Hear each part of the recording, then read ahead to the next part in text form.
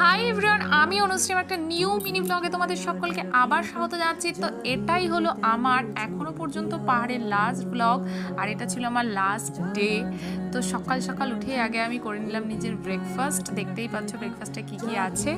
আর second দেখো কীরকমভাবে চারিদিকটা মেঘ করেছে, একটুখানি টাইমের মধ্যেই ভীষণ মেঘ হয়ে গেল।